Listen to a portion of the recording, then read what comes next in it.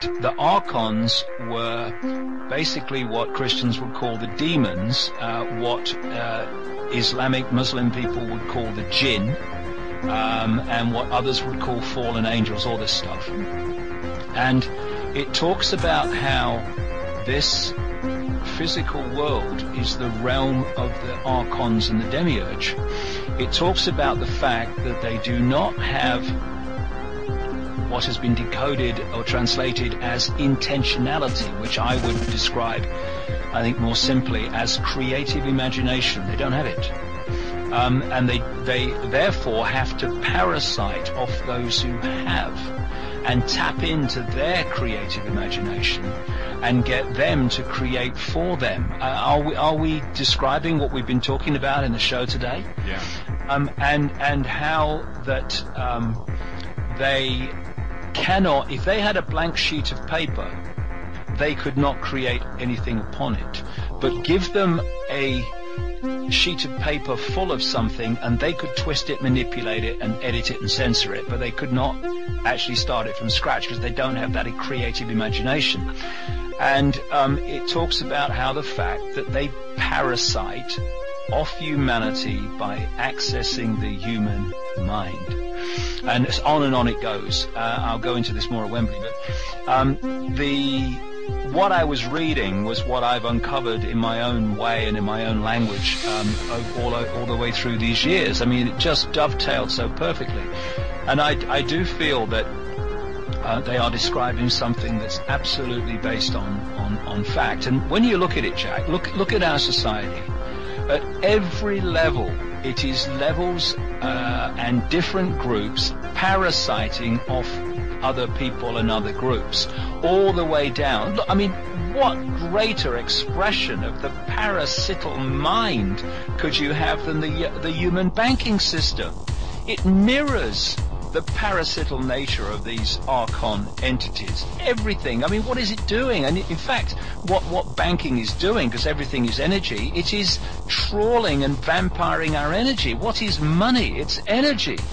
You put it in your pocket, you put it in your bank account, that energy becomes attached to you while it's in your ownership and therefore in your energy field.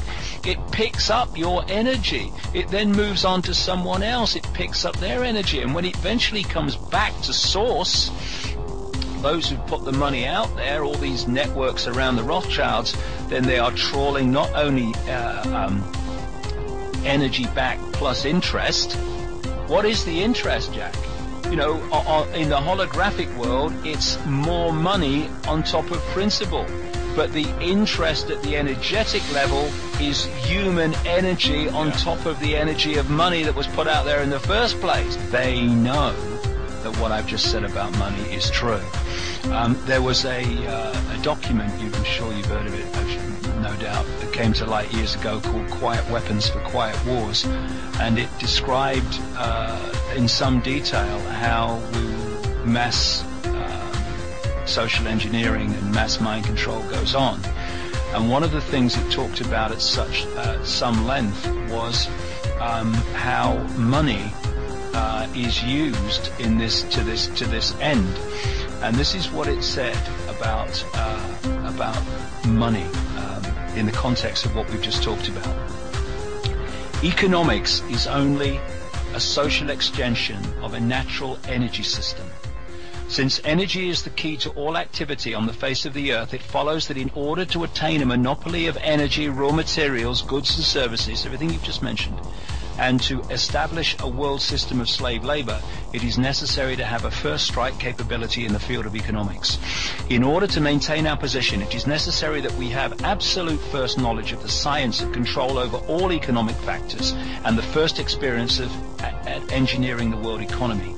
In order to achieve such sovereignty, we must at least achieve this one end, that the public will not make either the logical or mathematical connection between economics and the other energy sciences, or learn to imply such knowledge.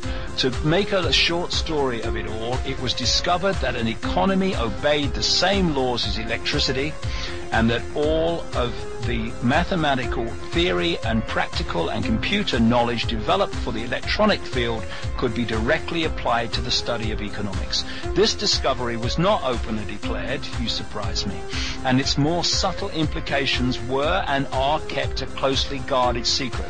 For example, that in an economic model, wait for this, my goodness me, for example, that in an economic model, human life is measured in dollars, and that the electric spark generated when opening a switch connected to an active inductor is mathematically analogous to the initiation of war. It's all happening, Jack, in the electromagnetic field.